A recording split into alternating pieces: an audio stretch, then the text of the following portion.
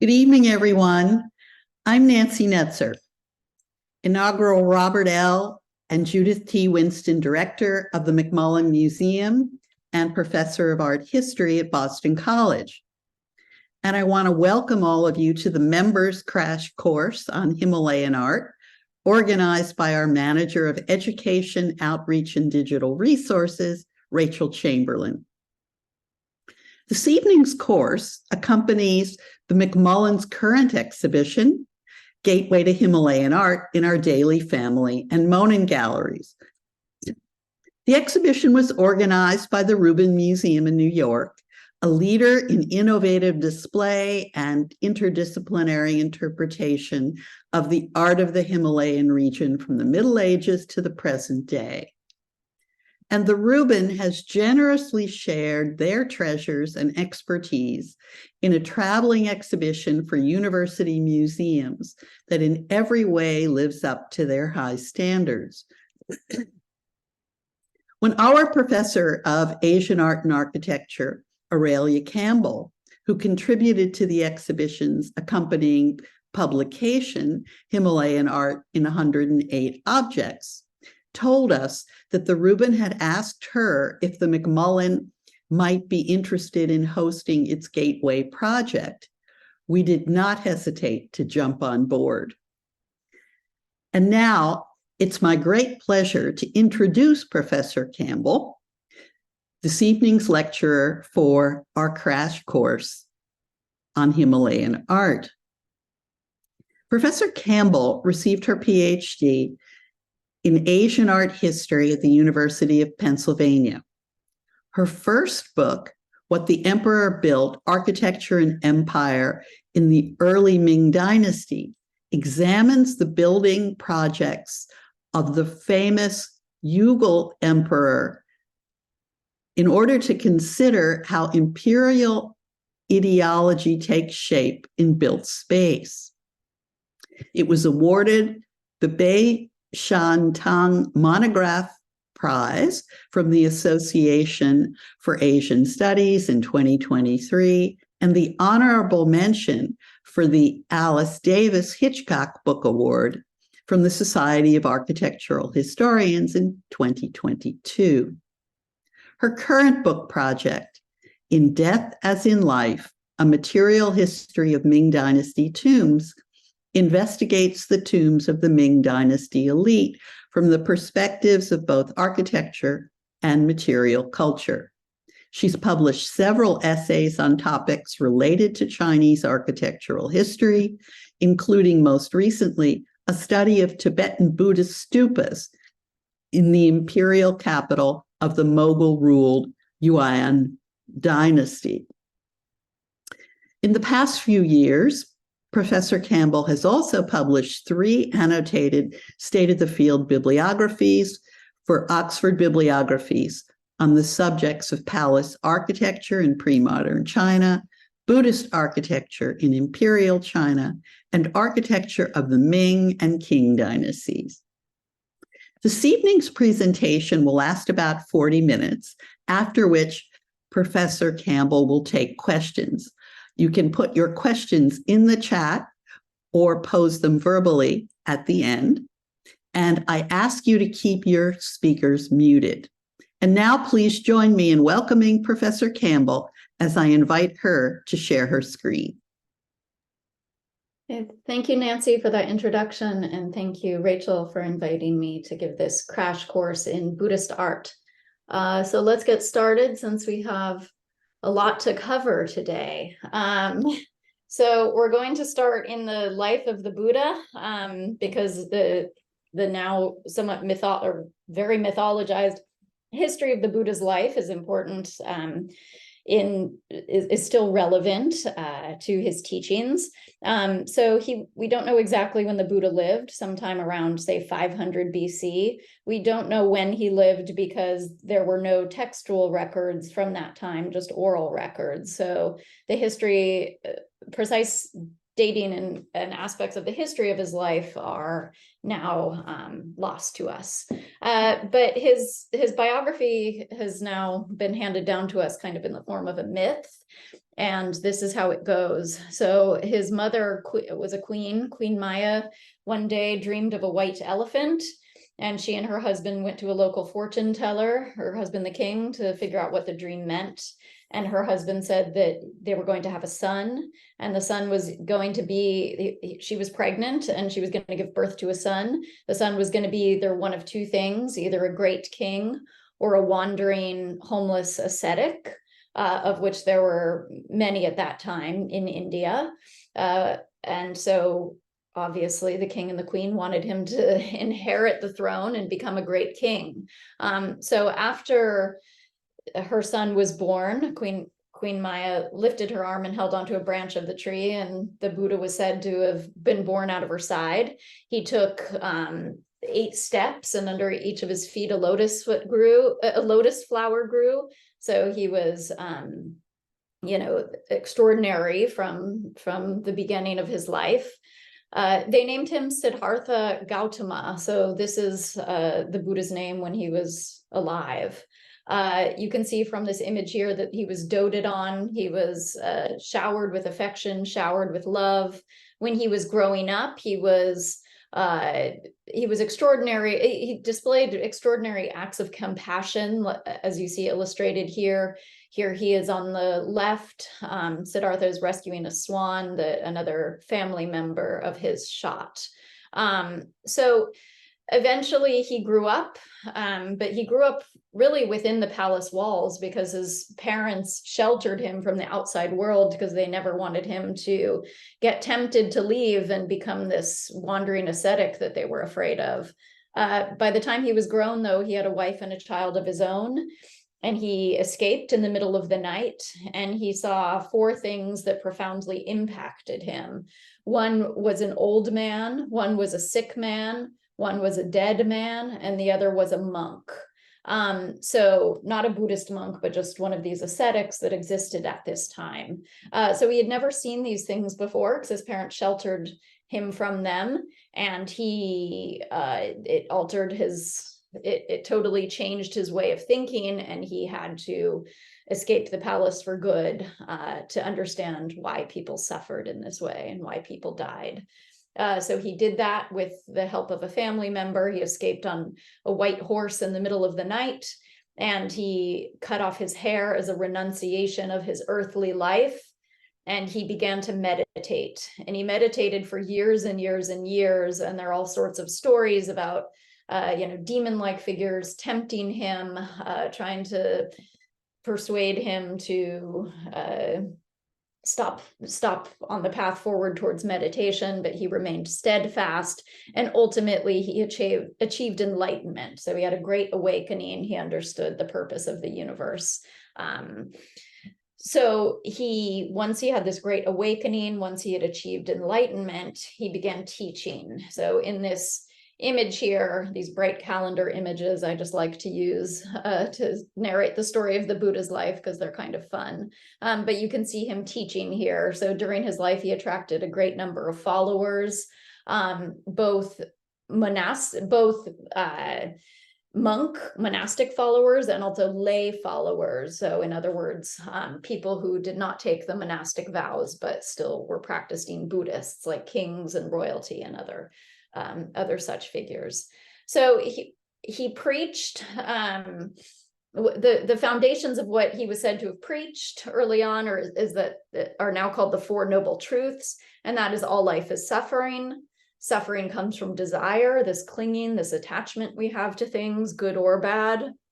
There's an end to suffering, and it's called nirvana. And then nirvana is achieved through the Eightfold Path. And the Eightfold Path is right action, right livelihood, right speech, etc., etc., etc., etc. So ways to conduct yourself in society. So this word nirvana here refers to a release from suffering, and specifically in the Buddhist sense, there's the idea that you're constantly reincarnated. So after we die, we're reborn again and again and again and again and again. Even before he became the Buddha, the Buddha had countless hundreds of thousands of lives. until he was finally able to achieve this awakening. And that cycle of life and death we're all in is called samsara. So if you achieve nirvana, you exit samsara, and you escape this cycle of life and death, which was not seen as a good thing, because there's a lot of suffering involved in it. Okay, so the Buddha ultimately died. His death is known as his parinirvana, and it's often shown in Buddhist art with him lying on his side. So he's not reclining here, he's dying, and this is the pose in which he's lying on his side is signaling his moment of death, or his parinirvana. So after he died, he achieved nirvana, and he became a Buddha. Okay, so those are kind of that's the basic story of the Buddha's life. Now let's get into some early Buddhist art. Well, the earliest Buddhist art revolves around, or is basically closely linked to the concept of the cult of the relics. So we're reading a passage here from a later Buddhist scripture that is concentrated on the death of the Buddha. So Buddhist scriptures are known as sutras. So this is the Sanskrit term, and this is the Pali term. So two different Indic, both now dead languages in which Buddhism was recorded several centuries after the Buddha's death. Remember, I said during his own time, everything was passed down orally from among his followers, but eventually it became recorded to text. So what we're seeing here is a passage from this scripture dealing with the death of the Buddha.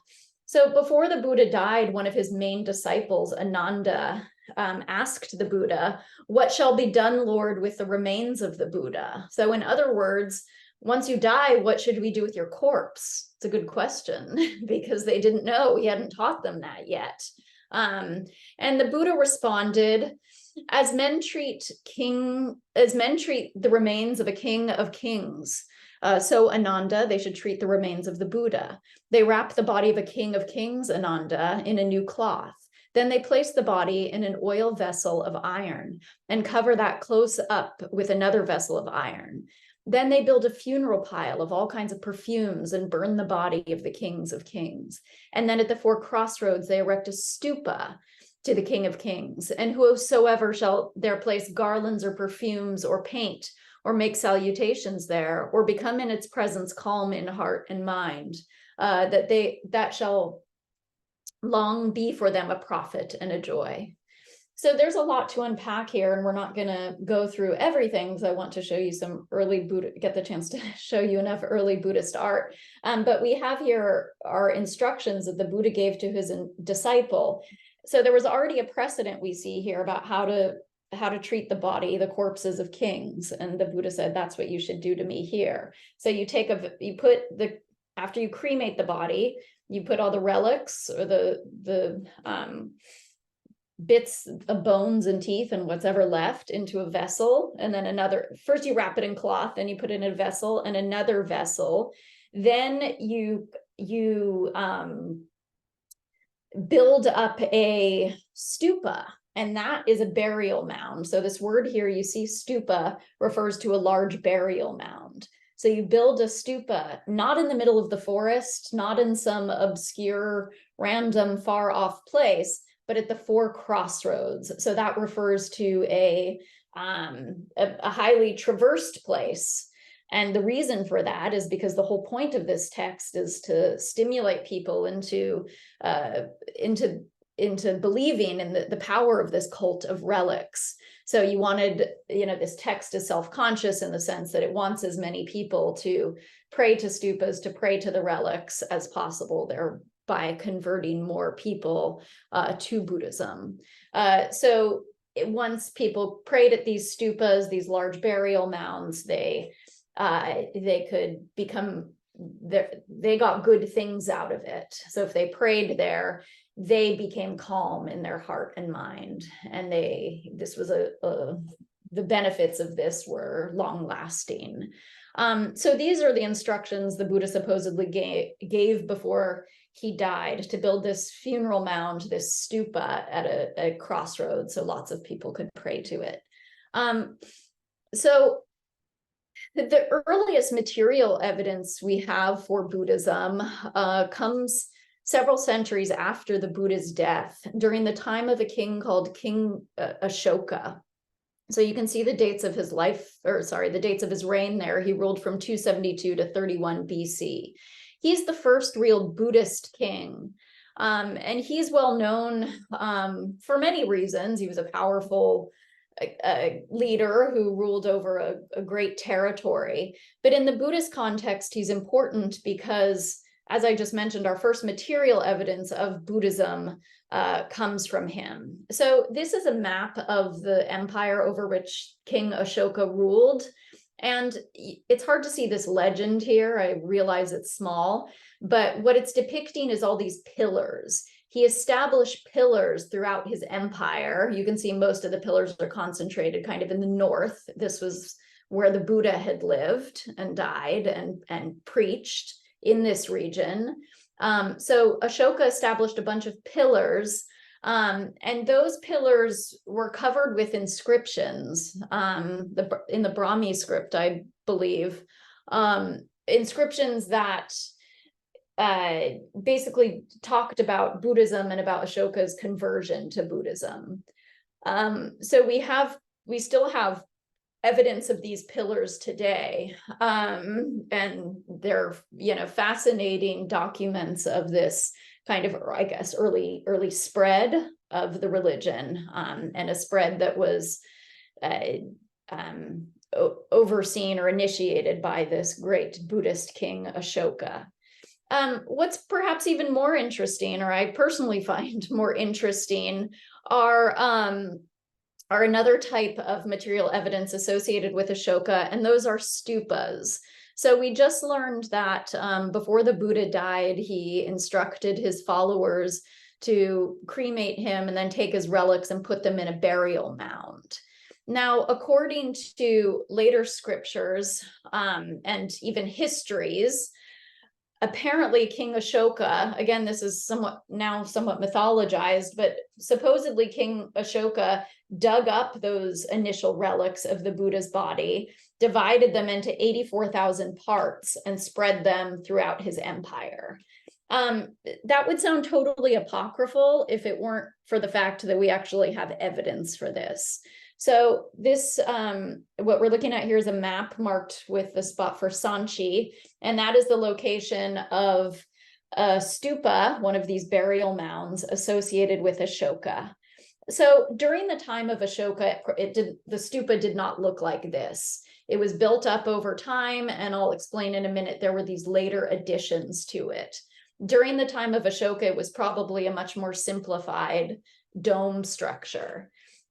We could spend a whole class talking about the architecture of the stupa. I'm gonna aim for breadth in this crash course rather than depth, so I won't go into the various components of the stupa, but you should know they all carry important symbolisms, and in fact there's a 500 or 600 or so page book on the symbolism of the stupa, so there's quite a lot to say about it. But you can see it consists of several components: this dome, this kind of frame-like, it's called a harmika at the top, a chhatra, this umbrella-like thing, and you can't enter it. It's just a brick-faced mound of dirt, under which, if you take this umbrella structure and kind of follow it down, there will be the relics buried down here. So it's really a celebrated frame for the relics, and a place for people to come and worship the relics as if they were the Buddha. So they could come here and be close to the Buddha's body, be close to the Buddha, feel his presence through his relics. And the relics here were supposedly from the original burial mound, and then Ashoka divided that into 84,000 parts and built all these other burial mounds. So over time, this stupa, along with others Ashoka built and new ones that popped up, began to be local, sites of local pilgrimage. So Sanchi Stupa after Ashoka, in the couple hundred years after Ashoka's time, new things started to be added to it, like these elaborate gateways. There are 4 of these, and these railings, and then this upper railing. So you could go in this gate here and then circumambulate. That means walk around the whole stupa, and that was a type of devotional practice. But these gateways themselves are really interesting and have also attracted a lot of scholarly attention, because there are first kind of examples of, or some of our first examples of Buddhist art. Now, what's interesting about them, we again could spend a long time looking at each of these relief sculptures here, but I'm just going to zero in on a few of them. They depict scenes from the Buddha's life and other things, but we'll just start here with this depiction of the scene from the Buddha's life. So it unfolds from left to right.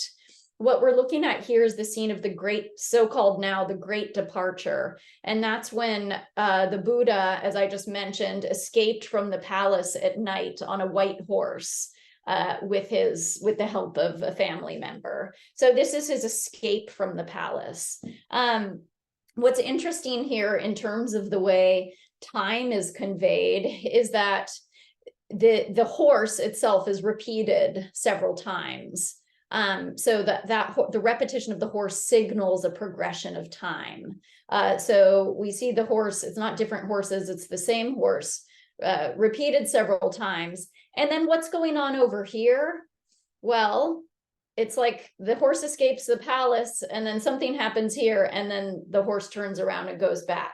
What we have here are footprints. And then even before that time, we have on top of the horse's back, we just have an umbrella. But where's the Buddha? Well, he's not here because during this period, Buddha images or anthropomorphic representations of the Buddha had not yet developed. So in art historical terms, this period is known as the aniconic phase of Buddhist art. And that is used to refer to the time, the several hundred years or so, there's several centuries where the Buddha was not depicted in anthropomorphic form, but rather through symbols. So here we see he's alluded to as, he would be on this horse under this umbrella. So an umbrella was a longstanding symbol of royalty. And then when he alighted from the horse, when he got off the horse, here are his footprints. And we can see just from his footprints here that he was conceived of, even as at this time, as more extraordinary than humans, because these footprints are enormous. If he would be a giant if he actually stood on those. On his feet or on his footprints are wheels.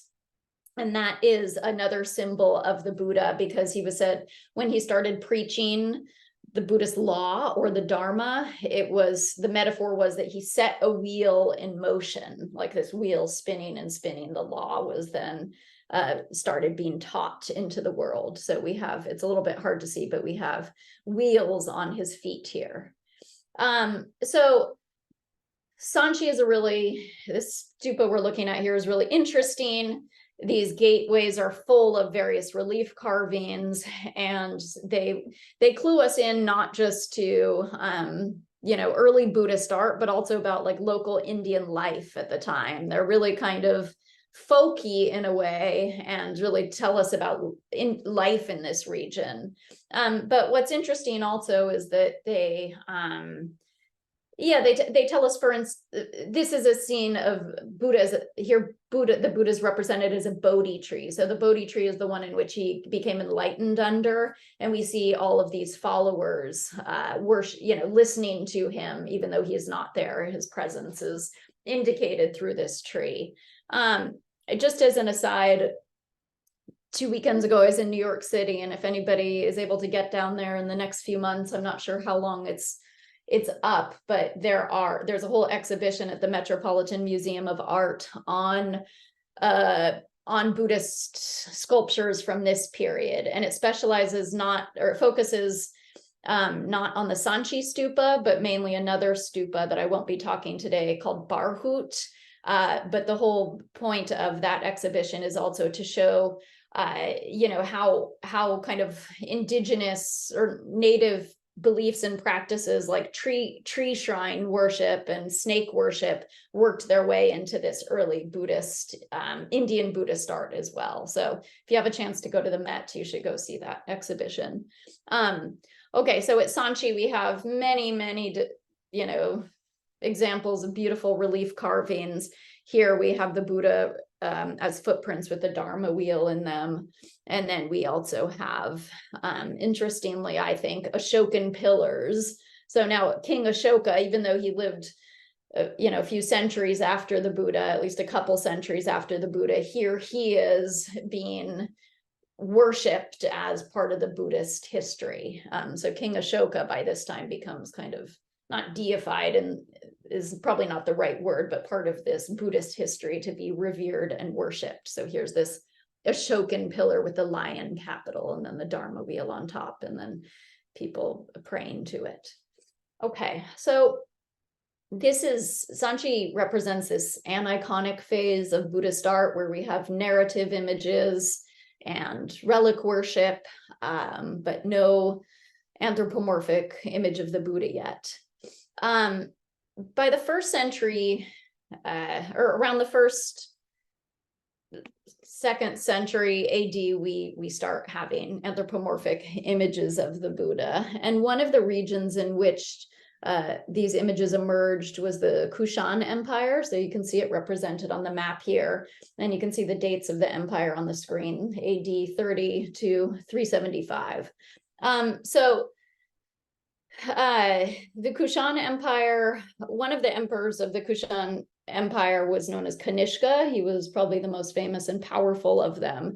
I wanted to start here because what we're seeing on the screen here is one of the very earliest known images of the Buddha. So this is on a coin that was issued during the reign of Kanishka. You can see his reign. We're now in the, you know, 2nd century AD. But it's very clear who we're looking at. So we can already see that parts of the iconography of the Buddha have emerged. The iconography of the Buddha that would still last for the present started emerging at this time. So characteristics we see still today are this, it's called a nushnisha. It's a cranial protuberance, like a kind of large brain sticking out the top. Long earlobes representing his secular life when he was a prince, because he wore a lot of jewelry and his earlobes were stretched. Now they just kind of symbolize wisdom. We also have a body halo and a regular halo around the head, signifying his enlightenment or his wisdom. And lest we were to be still unsure about who we're looking at here, or for audiences at the time who may not have yet been familiar with Buddhist iconography, because it was all emerging at the time, we actually have Greek letters that say Buddha. So he's identified for us here. But some of the more famous and definitely more plentiful examples of early representations of the Buddha come from a region called Gandhara, which was part of the Kushan Empire, and it's basically overlaps with modern day Afghanistan and Pakistan in this region in Central Asia. So Gandharan Buddhas are very well known. This is, I think, a cool photograph. It's a little bit misleading in the sense that you never see all these statues together usually. This was just the archaeologist in the 19th century who had helped unearth a lot of these, clearly, you know, assembled them for this photograph showing the abundance of things that I guess he had discovered. But I like it because it also gives us a sense of scale of these Buddha images in relation to each other. So we can see that we can draw many conclusions from this about early Buddhist art, but you know, some of the things we can say are that we see both seated Buddha images and standing Buddha images. They're not all uniform size. For instance, they're not all life size, but rather some are larger than life, and then some are smaller than life size. They all do seem to be made out of the same material, though. It's hard to see in this black and white photo, but it's a kind of hard gray stone. We'll see in a minute, color photograph so you can envision it more. So the material is uniform. And then they have other characteristics that I think are easier seen in detail. So Gandharan Buddhas are generally thought to be, and we're pretty well certain at this time, influence, which I know this is a tricky word, but they are in part derived from Greco-Roman statuary. So there was a lot of exchange between these regions and the Greco-Roman world already at this time. I mean, Alexander the Great in the 4th century BC already conquered as far as this region. And of course, there was just more exchange happening afterwards. So we can do side-by-side comparisons of these Gandharan Buddhas and Greek and Roman sculptures.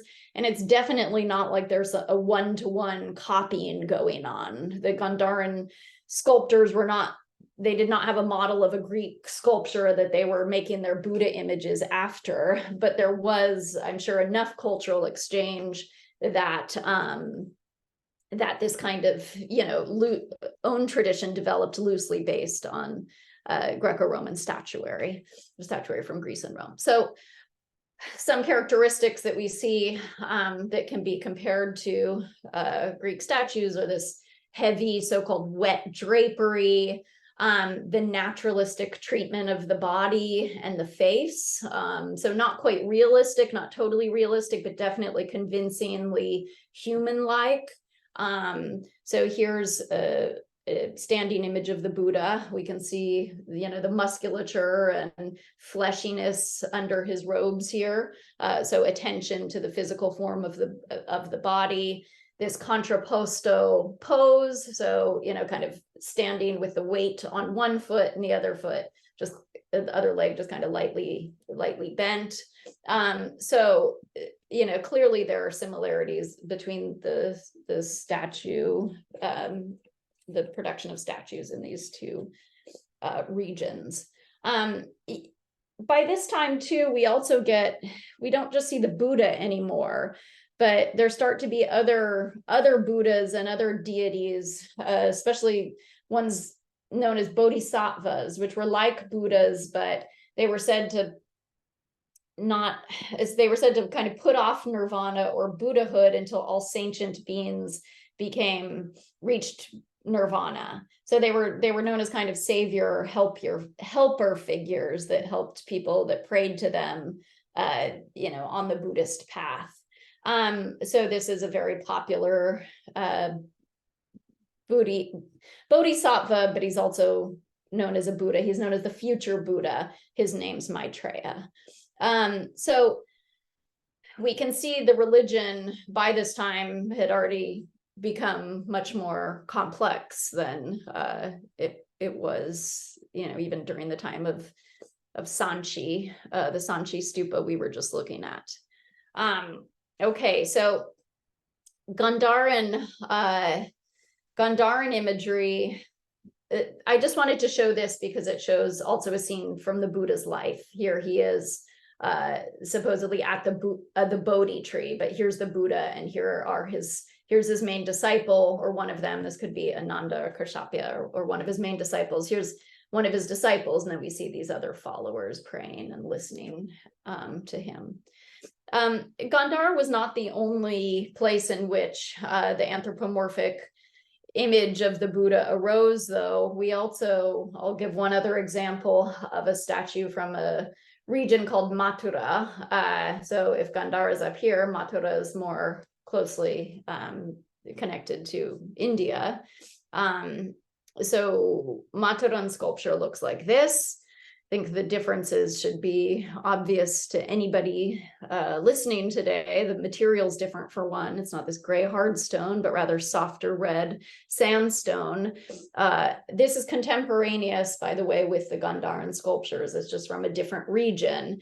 And we can also see there's not so much Greco-Roman influence here. It's much more stylized. The Buddha face is less naturalistic, I would say more idealized or more abstracted, or abstracted isn't the right word, but more stylized.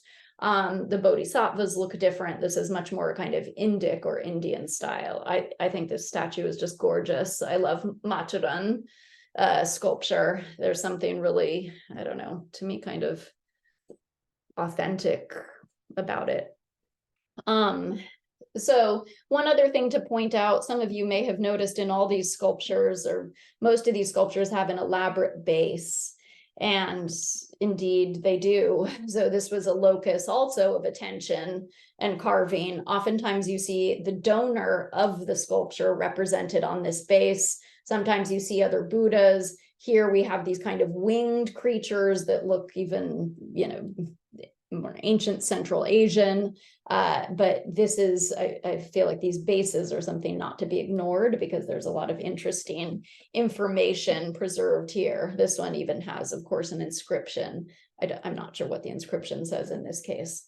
So eventually Buddhism spread. Why did it spread? Well, because monks went out and spread it. It didn't just spread on its own. There were definitely people involved in the spread of Buddhism, proselytizers. And so monks went out. This is an imprecise map, or not the greatest map, because it seems to show a very clean, linear progression or spread of Buddhism from where the Buddha lived in northern India, or what's now Nepal, into the rest of into Asia, Southeast Asia and rest of India, Central Asia. But in any case, it gives you the idea that Buddhism spread outward from its origins in northern India, and then eventually across this region into China, Korea, and Japan. So it, of course, couldn't go this way, because the Himalayas are here, and there's this huge, obstacle that people couldn't pass. So how did Buddhism spread? Well, it spread over trade routes. So trade routes that are called now known as the Silk Road, but it's more accurate to call them the Silk Roads, because it was a complex network of routes extending across Eurasia. So Buddhism spread just as trade spread across these trade routes. So this map I just created in Google Maps shows some important cave temple sites in Central Asia and Western China. There were many, many more of these. There were hundreds, if not thousands, of cave shrines, Buddhist cave shrines and cave temples all over this region. But these started becoming popular in, say, 3rd, 5th, 6th, 7th centuries AD. We start seeing Buddhist cave shrines everywhere. So I often spend, a few minutes asking my students to think about why caves. Why do we think that cave shrines became so important? Well, caves have, certain architectural characteristics that may have made them appealing to monastic practice. Also, we'll see that the landscape in some of these regions is not totally hospitable. And even though there were temples and other freestanding temples and other things, it may have been more convenient to build a temple, to build a shrine in the cliffside, to excavate a chamber for Buddhist practice. So let's look at some of these early Buddhist cave temples. The first one I'm going to show you, many of you may have heard about it already, is in Bamiyan in Afghanistan. So Bamiyan is a gorgeous valley. Here's a picture of it. It flourished, we can see, in the 6th and 7th century. So this is actually a little bit later than some of the examples in China I'm going to show you, but I just felt like we would start here and then move eastward. So you can see there's this gorgeous valley. This was a prosperous area. Definitely a lot of people would have stopped here along these trade routes, east-west trade routes. And you can see that there's this massive natural cliffside. And if you look closely, you can see giant Buddha niches. So actually the caves, we can get a closer look. there's a massive Buddha niche here, and then you can see in the cliffside all these different holes. So each of those are different individual caves. We're not going to go inside them. What I wanted to focus on are these colossal Buddha images. So you can see here, there's this huge Buddha niche and then this standing Buddha within it. So you could actually go up through the back here, and there was some sort of staircase thing, and you can go out onto the Buddha's head. So it was, I don't know if it was intended to be ascended, but you could ascend it. I've seen videos of travelers on YouTube. You can find videos of travelers in the 1970s climbing to the top of these Buddha images. And then you can just get a sense of how massive they are. So there were at least 2 of these, and then records of Chinese Buddhist pilgrims from the Tang Dynasty, so from like the 7th century, Buddhist pilgrims in China traveled to India to collect Buddhist scriptures, and there are records from those travelers of a parinirvana, or the inclined Buddha, the dying Buddha. But so far, no archaeologists have been able to find that Buddha. But it seems like there were more colossal Buddhas based on the textual records from travelers to this region that we have. Unfortunately, none of these Buddhas survives anymore, because in March 2001, they were blown up by the Taliban. So we just now have these empty niches and the reminders of the grandeur that once was. But, I think it's a good reminder that history is always moving forward in time, and we can't hold on to everything. But it's a great tragedy, a great loss to world art history. And I think these empty Buddha niches are particularly poignant because their absence just signifies such a strong presence of the colossal Buddhas that were once there. Now, I just have this image here. I wish we could talk about everything, but colossal Buddhas were a phenomenon.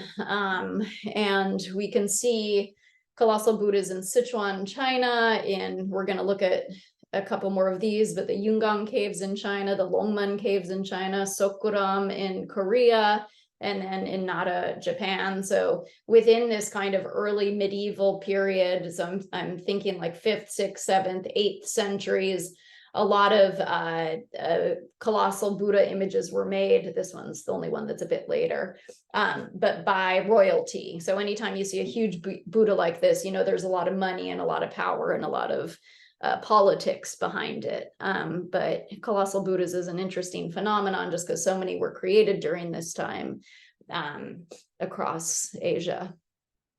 Okay, I want to be able to get to China. I'm not sure I'll be able to cover everything I prepared for today, but I want to at least introduce you to another really important cave temple site, and that's at the Mogao Caves at Dunhuang. So you can see, I'm going to show you some pictures of this area now, but from this image here, you can see, or get the sense that it wasn't easy to cross. Lots of people died trying to get across this desert. So this is the Taklamakan Desert.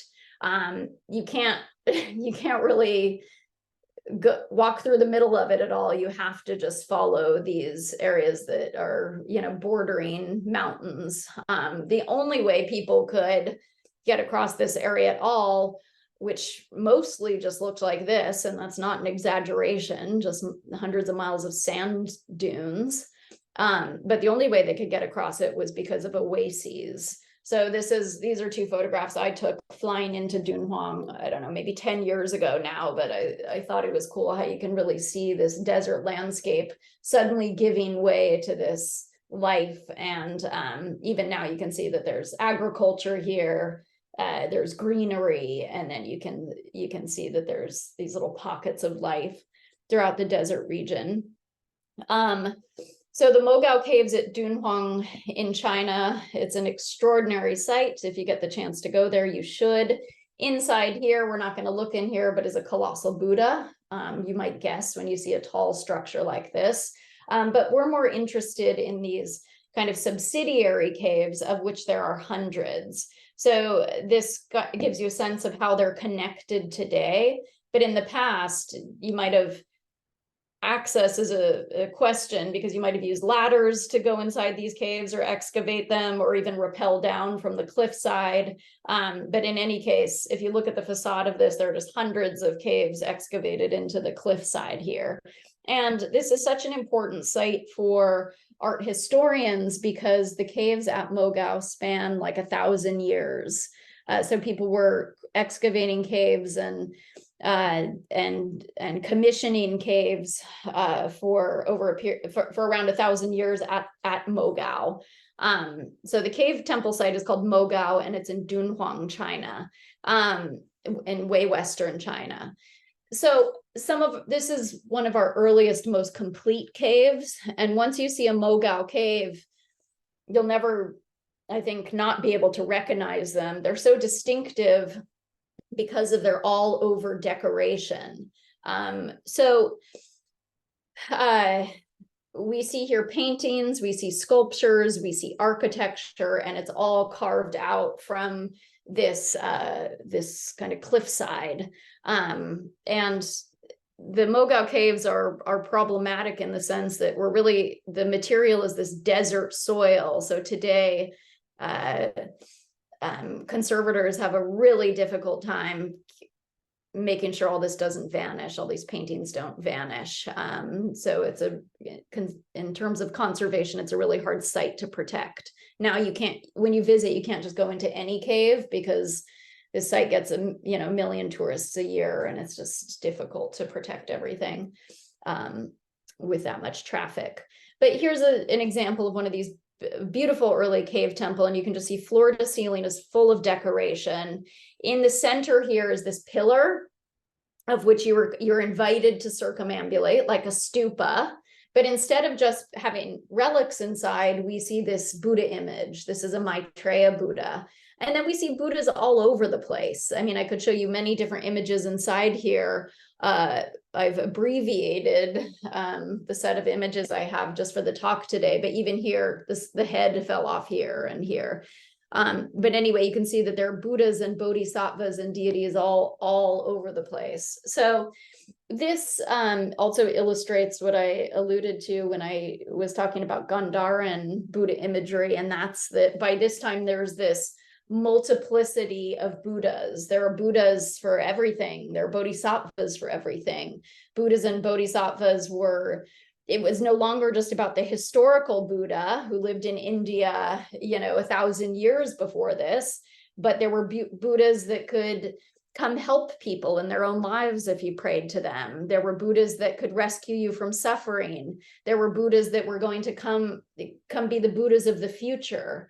So this, cave, like a multiplicity of Buddhas and Bodhisattvas represented on these cave walls, and just this abundance of imagery really reflects kind of new theological concepts of not just one Buddha now, but many different Buddhas, and not just Buddhas, but Bodhisattvas. So there's this belief that there were many Buddhas and they could help you, a Buddha for every need you might have. And they were also more accessible, because at this time in textual sources, there's the sense that the historical Buddha who lived in India was far away, but you could still access him through relics and through these kinds of images and other material, evidence that brought him more into people's present lives.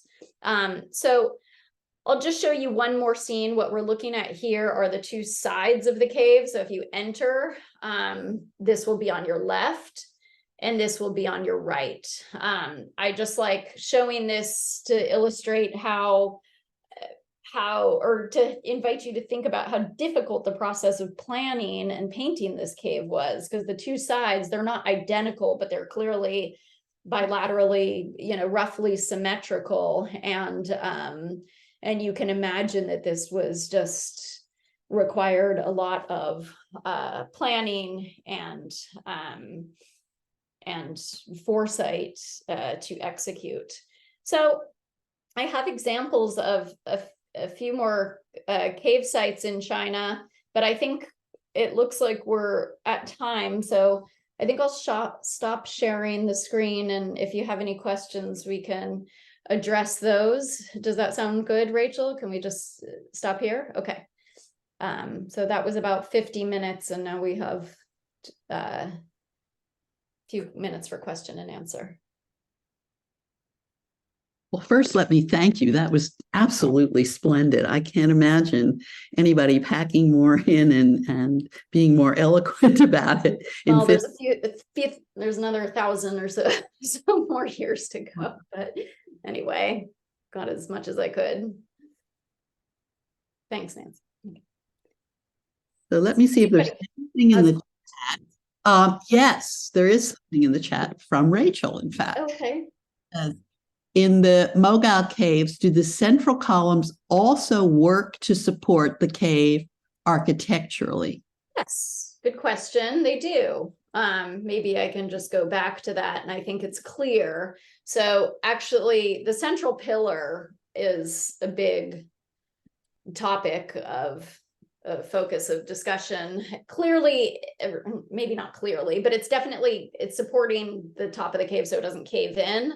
No pun intended, but the ceiling doesn't fall down. If you didn't have it, it would be much less structurally stable. But then you can see how the artists and architects took that opportunity to turn it into this kind of focus of devotion or worship. So you enter the cave from right in front of the Buddha, how we're looking at it. You can imagine just coming in with a candlelight and just being like, oh, wow. And then gravitating towards the Buddha. And then, as I said, then you're invited to kind of walk around this pillar and see everything behind it and around it. And that's part of the devotional ritual too.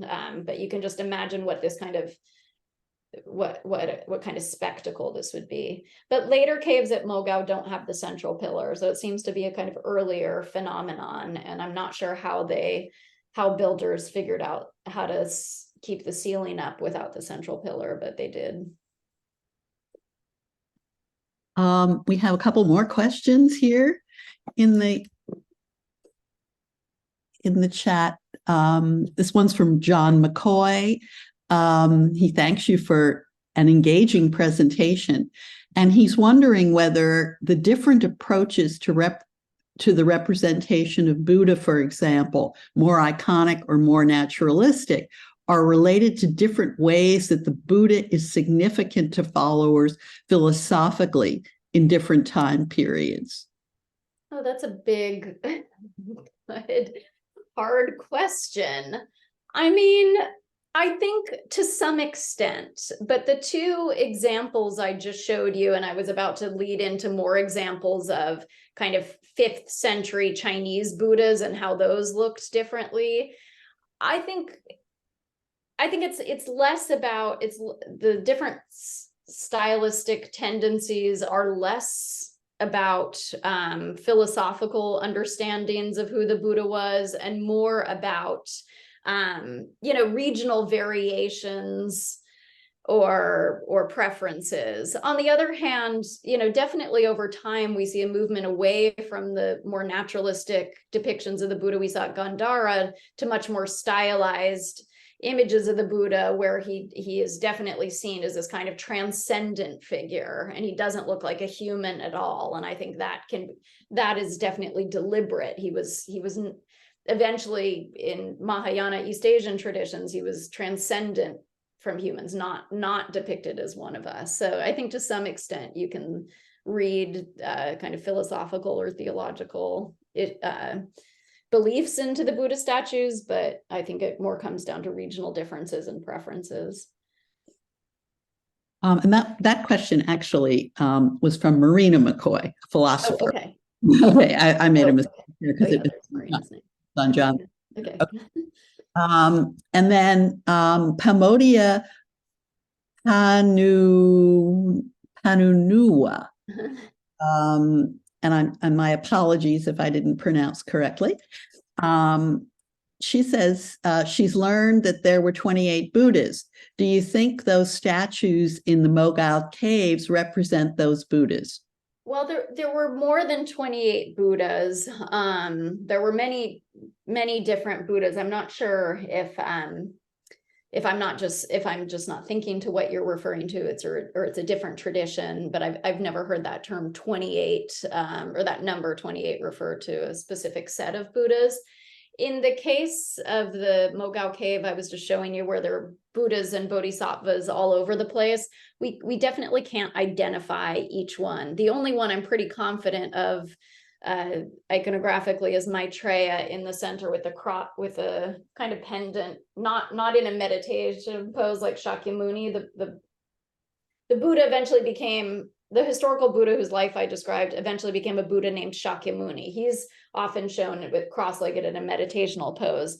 In the Mogao caves, we saw the Buddha kind of seated upwards with his legs pendant, and that's characteristic of Maitreya, the future Buddha. And during that time in China, there was a huge cult to Maitreya because there was a sense that the world was going to end and he was going to come save everybody. So I think in that particular cave, we don't know the identity of most of the Buddhas, and I'm not sure they necessarily had identities. They could have just been representing, all the Bodhisattvas and all the Buddhas, or the kind of multitude of them, this kind of excess abundance. These are described in sutras like the Lotus Sutra, which were very popular at the time. Many, many Buddhas, Buddha fields of infinite numbers of Buddhas and things. I had a question too. In looking at the caves, with this horror vacui of duration, have scholars started to look at them and sort of the life of them? I'm assuming, and maybe wrongly so, that think that changes were made, restorations were made, so that they had a long life, and maybe some were replaced, and yeah, definitely. And I mentioned the Chinese pilgrim from the Tang Dynasty, who he had pretty detailed textual records actually, and he describes them like glowing gold. So it seems that they were possibly originally covered in plaster and painted. And then another thing he describes, which is interesting, is that they weren't carved whole from the mountain, but rather had like, component parts, like an arm that was affixed with a joint in it, or that kind of thing. I mean, the body itself would have been carved out of the cliff, but then different features were affixed onto it. And that seems to be the case as well. And probably over time, there were restorations of these parts that fell off, and maybe they were repainted.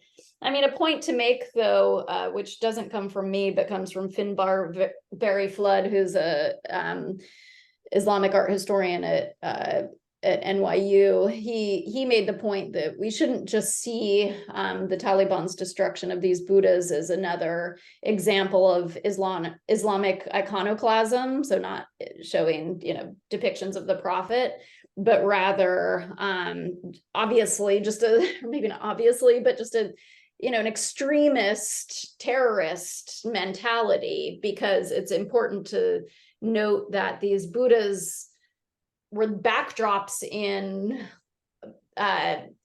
Muslim society that existed for hundreds of years before they were destroyed by the Taliban. So they would have been a really important part of this local culture and history, even though it was a different religion. Eventually mostly Muslims inhabited this region. So anyway, it's important. That's just on an aside, that it's important to not to think of these Buddhas as peacefully coexisting in this valley, even though Buddhists didn't live there after the 7th century or so, really. So that's that. Well, if not, it remains for me to thank you once again. This was really quite splendid.